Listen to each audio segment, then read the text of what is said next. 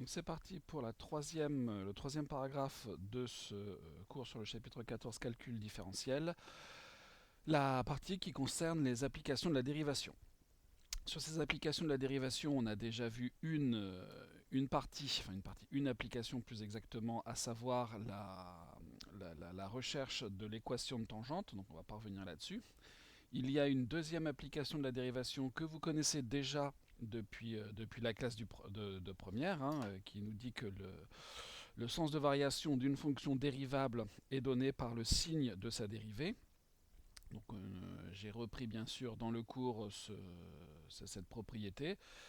C'est je ne sais plus le numéro du théorème, mais voilà, c'est dans la section 3, application de la dérivation. En résumé, si jamais vous avez une fonction qui est dérivable et que sa dérivée est positive sur un intervalle, la fonction est croissante sur cet intervalle, et vice versa, si la fonction est croissante sur l'intervalle en question et qu'elle est dérivable bien sûr, alors sa dérivée y est positive. Ce qui est plus intéressant, ce qui n'a peut-être pas été formalisé au lycée, c'est le fait que si la fonction est strictement positive, le fait que si la dérivée est strictement positive, alors la fonction est strictement croissante, et vice versa, strictement négative nous donne une fonction strictement décroissante. Donc ça, voilà, c'est juste des précisions, mais vous avez déjà l'habitude de manipuler tout ça, et de toute façon, on a déjà utilisé cette propriété à maintes reprises depuis le début de l'année, même si on ne l'avait pas encore noté dans le chapitre qui va bien. Donc on va s'intéresser pour le moment à une application de la dérivation, l'application aux extrémas locaux. On va d'abord rappeler ce que c'est qu'un extrémum local, et puis ensuite avoir deux théorèmes qui vont nous permettre de caractériser les éventuelles existences de ces extrémas locaux, et puis un petit exercice d'application. Il y aura une deuxième application nouvelle entre guillemets de la dérivée qui s'appelle l'inégalité des accroissements finis, mais qui fera l'objet d'une autre vidéo. Donc j'ai repris le poli de cours alors que j'ai un peu épuré, pour vraiment se concentrer sur ce qui nous intéresse ici, c'est-à-dire les extrémas locaux. Qu'est-ce que c'est qu'un extrémum? Donc je prends la définition un petit peu dans le sens contraire de celui dans lequel je l'ai écrit. Un extrémum local, en fait, c'est avoir un minimum ou un maximum. On dit que f possède un maximum local en x0. Évidemment, ici x0, ça reprend des précisions qui étaient données au-dessus. F est défini sur un intervalle i, et x0 appartient à i. Donc f possède un maximum local en x0 si f de x est inférieur ou égal à f de x0 pour x situé dans un voisinage de x0. Alors voisinage, c'est un mot que l'on a déjà rencontré. Qu'est-ce que ça veut dire voisinage de x0? C'est-à-dire que vous avez un intervalle ouvert qui contient x0, et bien qui contient aussi x. X est ici dans un intervalle ouvert.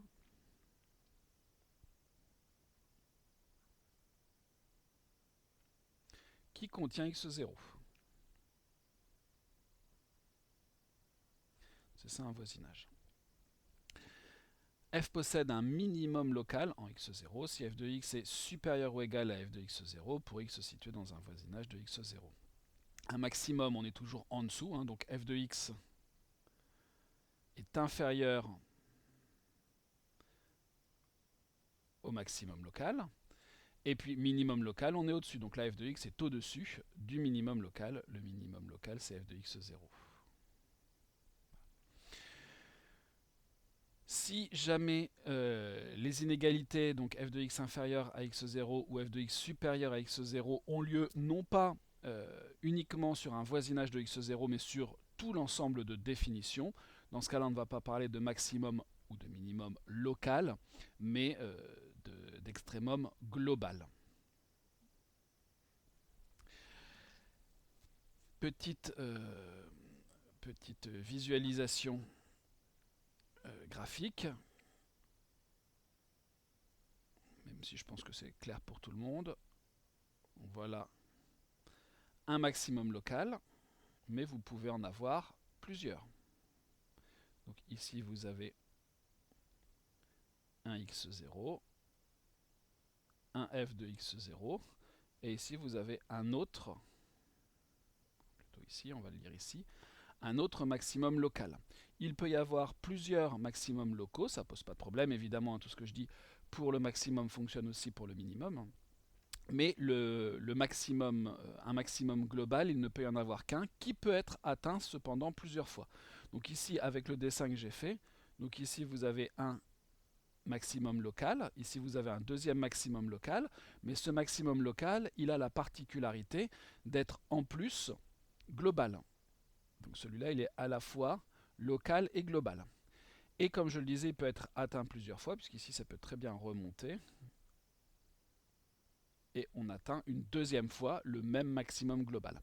Donc un seul maximum global, hein, ici c'est f de x0. Par contre, ce maximum global peut être atteint plusieurs fois.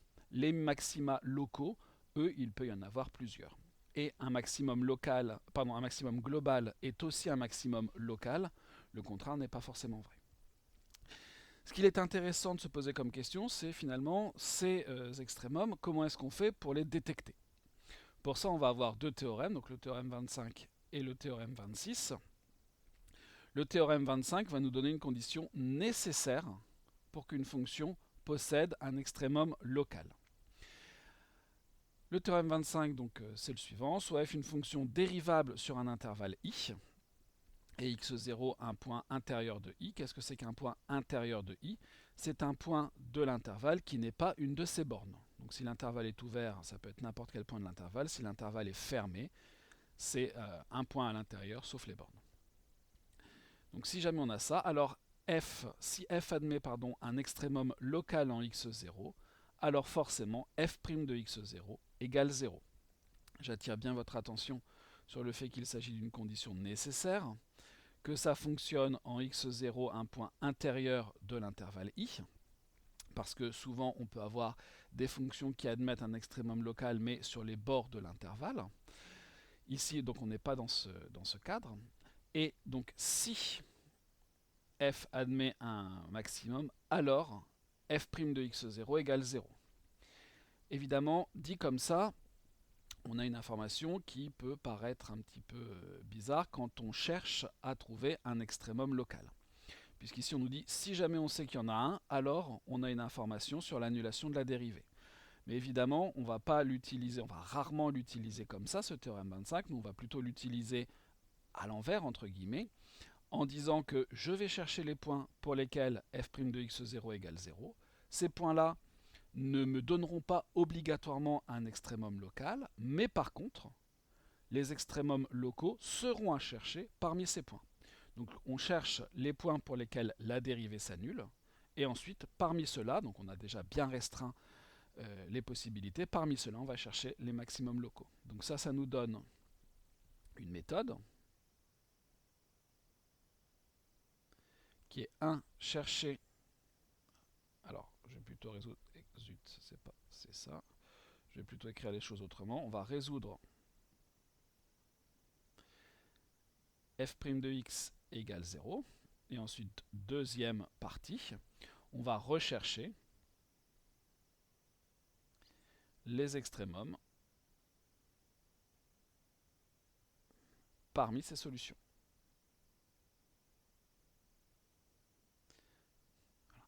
C'est pas parce que j'ai trouvé f' de x égale à 0 que forcément j'ai un extrémum local. Voilà. Le théorème 26, lui, va nous donner une condition cette fois suffisante. On reprend les notations du théorème précédent, c'est-à-dire qu'on a une fonction f qui est dérivable sur un intervalle i et x0 un point intérieur de i. Alors si f' s'annule en changeant de signe, en x0, alors f a un extrémum local en x0. Donc là, par contre, on est sur une condition suffisante. F' s'annule en changeant de signe, alors il y a un extrémum local en x0, ce qui veut dire qu'il peut très bien y avoir un extrémum local en x0 sans que f' ne s'annule en changeant de signe. On va voir tout de suite comment on utilise ces théorèmes en faisant l'exercice 27. Donc c'est un exercice d'application. Première question, la fonction qui a x associe x cube admet-elle un extrémum en 0? Pourquoi est-ce qu'on se pose cette question? Alors, avant de répondre à la question, je vais juste faire un petit aparté. Vous savez que la fonction f est dérivable sur R. Voilà. On sait que pour tout réel x, f' de x, c'est la dérivée de la fonction cube. Je pense que vous en entendez suffisamment parler depuis longtemps pour savoir que sa dérivée, c'est 3x carré. F' de x égale 3x carré. Une fois qu'on a écrit ça, si je résout 3x carré égale 0, ça me donne x égale 0. Donc si jamais f a un extrémum local, ou même ici global parce qu'on regarde ce qui se passe sur tout l'ensemble de définitions, alors ça ne peut être qu'en 0. Donc voilà l'intérêt de la question. Si f admet un extrémum, alors je vais quand même l'écrire correctement, voilà, ça ne peut être qu'en 0.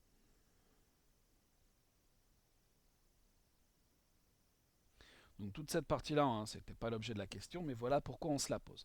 Maintenant, je sais que s'il y en a un, c'est en 0. Comment je fais pour savoir si oui ou non f admet un extrémum en 0? Pour ça, on va regarder ce qui se passe justement en 0. Je vais me prendre x appartenant à R+, éventuellement R plus étoile, mais vous savez que si x est dans R+, x cube est aussi dans R+, donc x cube est supérieur à 0. Ici, vous avez f de x, ici, vous avez f de 0. Donc ça aurait tendance à nous dire que 0 est peut-être un minimum local.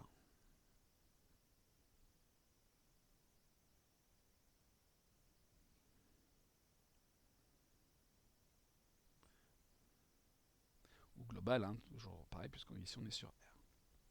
On va maintenant prendre un réel négatif.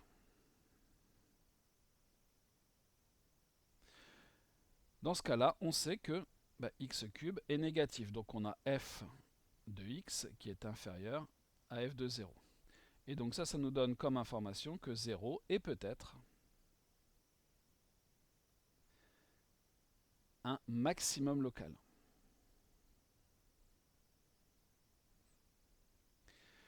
Et pour qu'une valeur soit à la fois un minimum et un maximum simultanément, il faudrait que la fonction soit constante.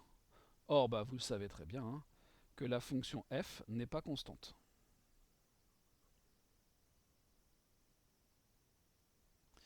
Décidément, écrire avec le stylet, c'est pas simple. Elle n'est pas constante. Donc, on en conclut que 0 ne peut pas être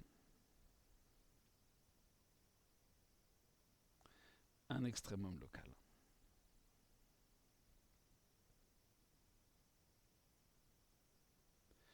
Oui.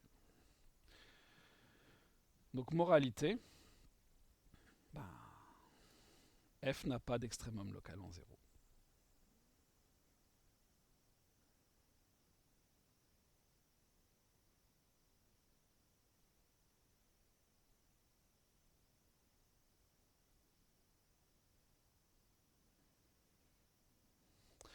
Voilà pour la première question de cet exercice. Passons maintenant à la seconde question. On a une fonction g dont on nous donne ici l'expression.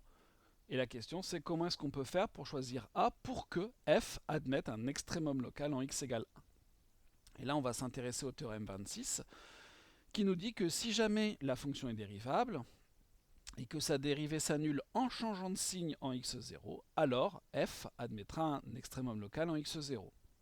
On va regarder si g est dérivable, évidemment elle le sera, on va chercher sa dérivée, et on va essayer de trouver une valeur de a pour que la fonction dérivée de g, g' s'annule en changeant de signe en 1. Un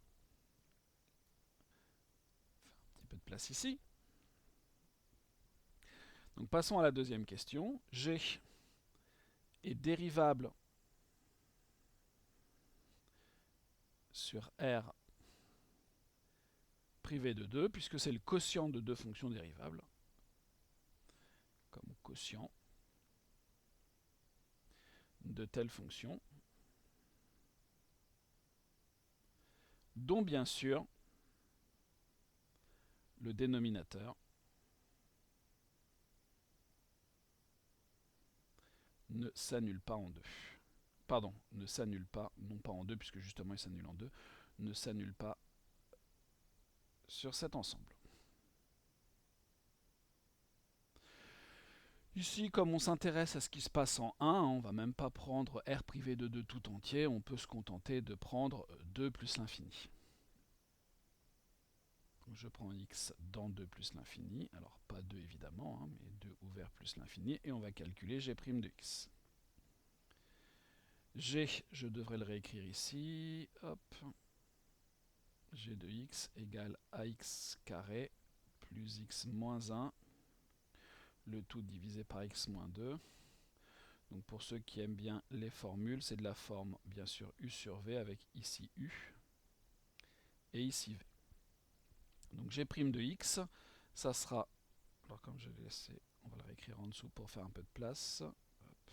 J'en ai effacé un peu trop. Donc g' de x, ça sera u'.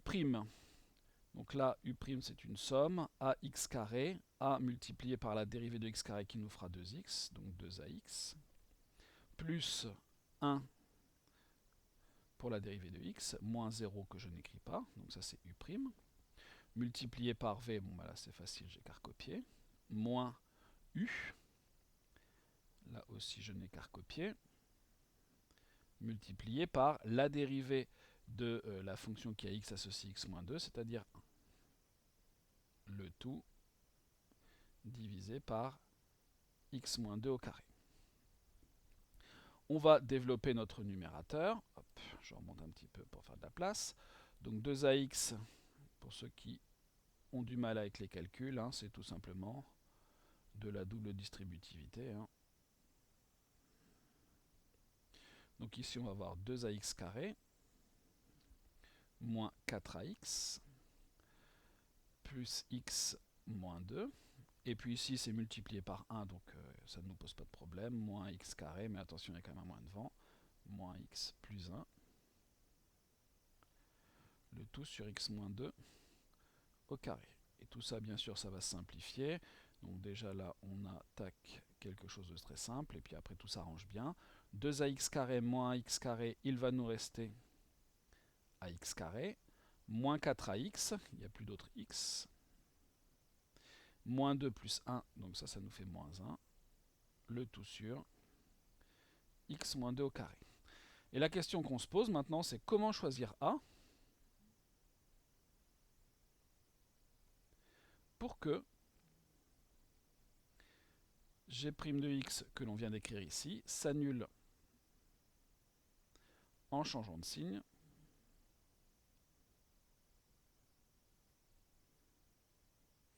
en 1.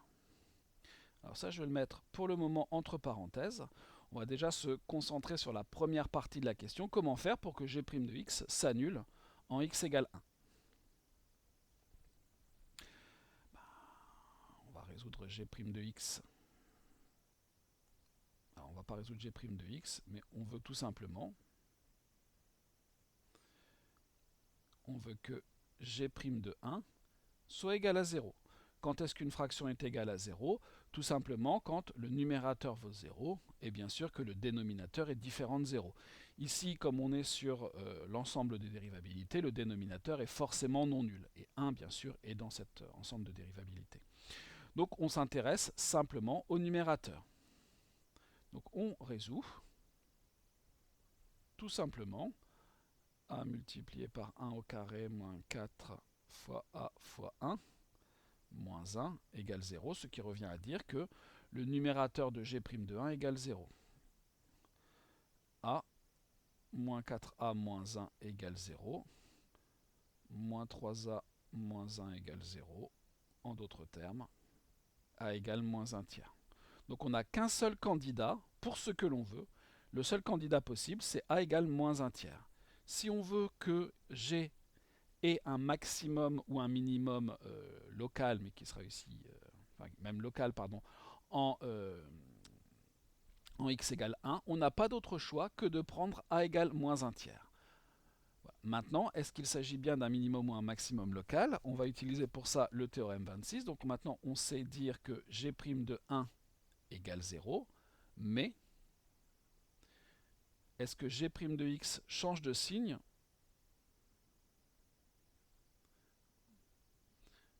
En 1? Ça, on ne sait pas encore, il faut le vérifier.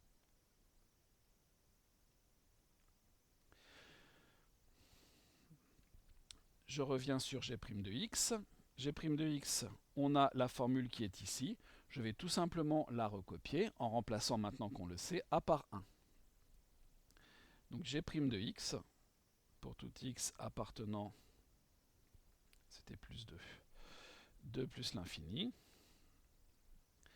G' de x égale, donc on avait ax carré, donc moins 1 tiers de x carré, moins, alors c'était moins ou plus, moins 4ax, donc moins 4ax moins 1, le tout sur x moins 2 au carré, c'est-à-dire moins 1 tiers de x carré, moins plus 4 tiers de x moins 1, le tout sur x moins 2 au carré. Pour savoir si ça change de signe, on va tout simplement étudier le signe de g'. On va passer à la page d'après pour ça.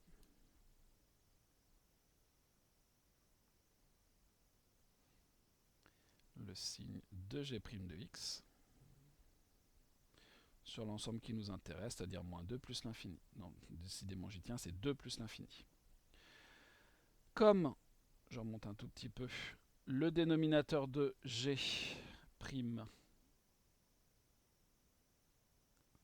ici est positif, on s'intéresse uniquement au signe du numérateur. Donc g' de x est du même signe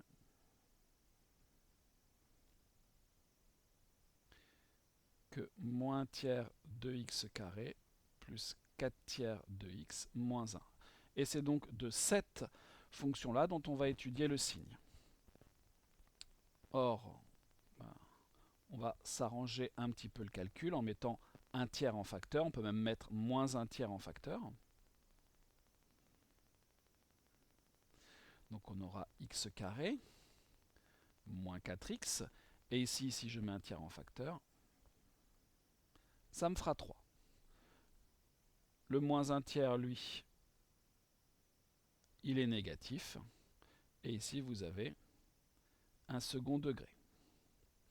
Ce second degré, évidemment, on peut chercher son discriminant et ainsi de suite pour en trouver les racines et le signe. Mais là, il y a un petit peu plus malin. On connaît déjà une racine. D'après ce qu'on a dit avant, comme g' de 1 doit être égal à 0, on connaît une racine de ce polynôme du second degré.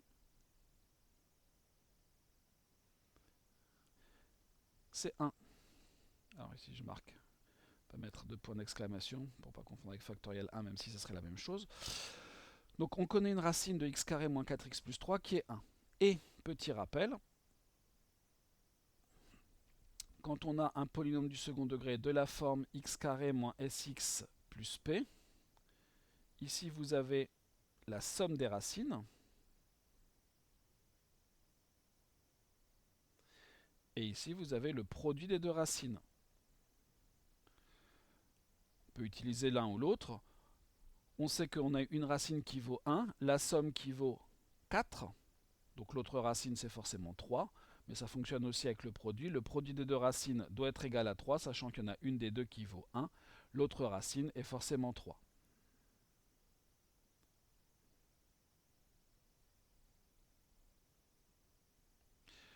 Maintenant qu'on a les deux racines, on peut étudier le signe de notre trinôme. Donc on aura x, on a dit qu'on était sur moins 2 plus l'infini. On va regarder le signe de x carré moins 4x plus 3. On peut aller beaucoup plus vite, hein, mais comme toujours, je détaille pour ceux qui ont plus de difficultés en calcul. On a dit qu'il y avait une valeur interdite en moins 2. Première racine en 1, deuxième racine en 3. trinôme du second degré avec un coefficient a qui est positif, et donc signe de a à l'extérieur, signe contraire de a à l'intérieur, et comme notre g' était du même signe que moins 1 tiers de x plus 4 tiers, moins 1 tiers de x carré plus 4 tiers de x moins 1, qu'on a mis moins 1 tiers en facteur ici, on pourra obtenir le signe de g' de x, et bien, en prenant cette ligne-là et en la multipliant par moins 1 tiers, ce qui nous fait ce signe-là. Ce qui nous intéressait dans ce tableau, que l'on a fait intégralement, mais on aurait pu faire moins en quelque sorte, c'est ce qui se passe en 1. On remarque qu'en 1, g' s'annule en changeant de signe. J'oublie un E. Donc on a bien prouvé, d'après le théorème 26,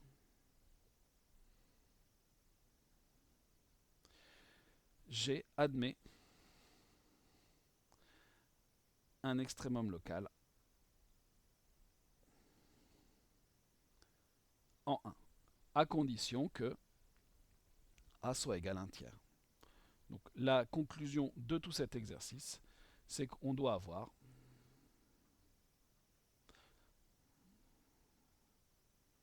choisir même, parce que c'était comment choisir,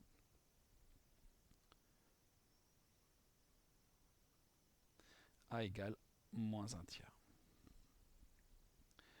Et voilà qui conclut cette partie de cours et son exercice d'application sur cette première application de la dérivation, à savoir les extrémums locaux. Voilà.